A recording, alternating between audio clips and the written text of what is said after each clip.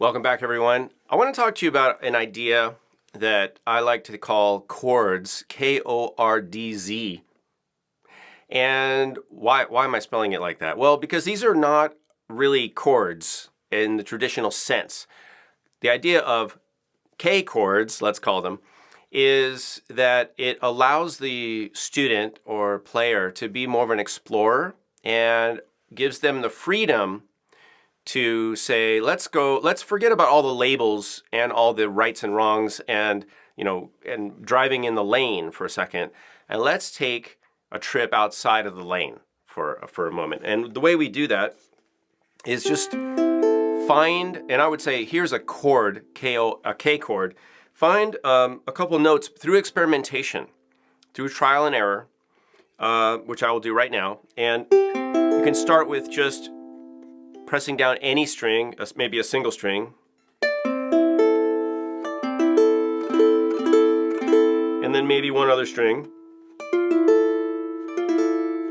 I like that. Now, I have no idea if this has a name. I'm sure it does. I'm sure you could analyze it, but we're not going to go there right now because that's not the exercise. That's not the point. The point is find a sound, find a chord, a K chord, that you like, that's intriguing to you.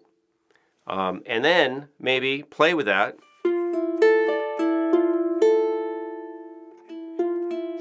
What's the feeling of that? What does that bring up in terms of your, what are you imagining? What's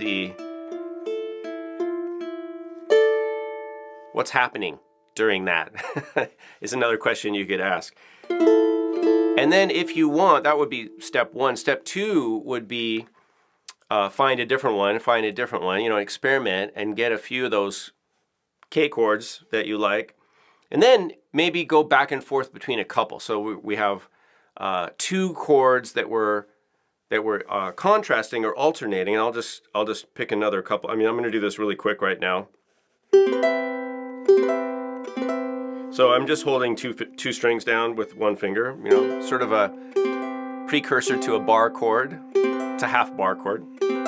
So what would happen if I did the same thing up here, over here? Maybe I can use my thumb.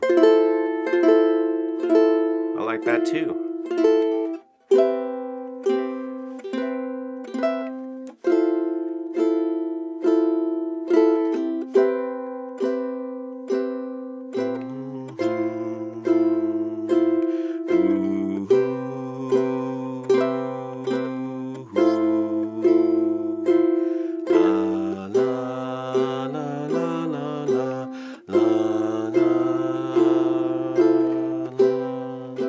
Alright, classic lullaby, just wrote it, don't know what I'm playing.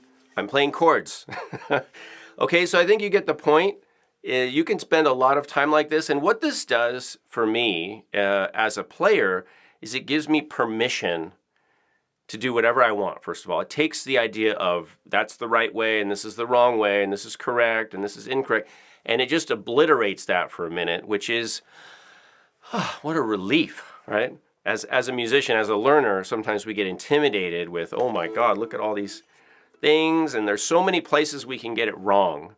And so by engaging this strategy, first of all, you get rid of all the wrong steps, and you make everything okay. Everything's okay. Whatever you want to play is okay. Then it just opens up creative possibilities. It also allows for alternative fingerings.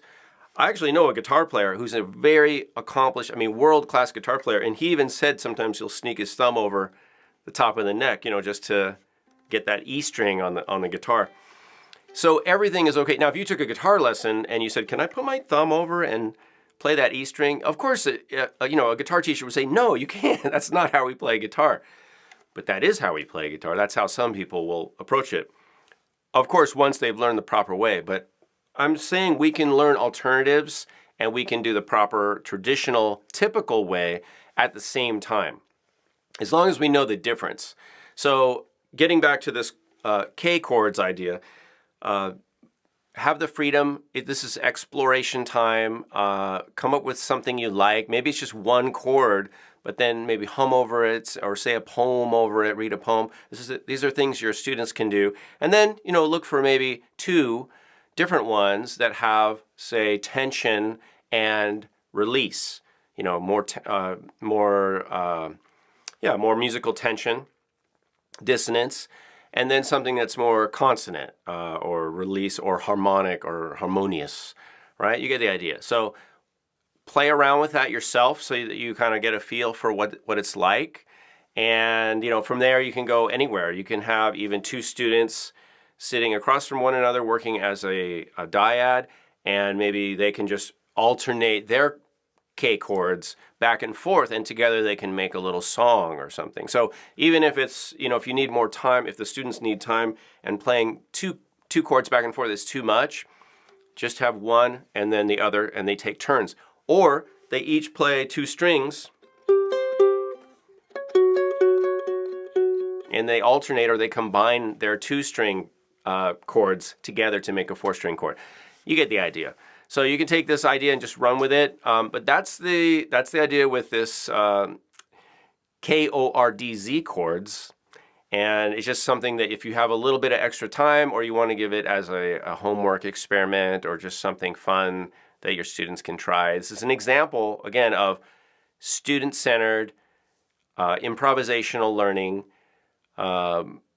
learning outside of the lanes, outside of the box, to create a little more inclusion via getting rid of all those wrong places that you can step, and just opening up the musical landscape to more possibilities. All right, thanks for watching.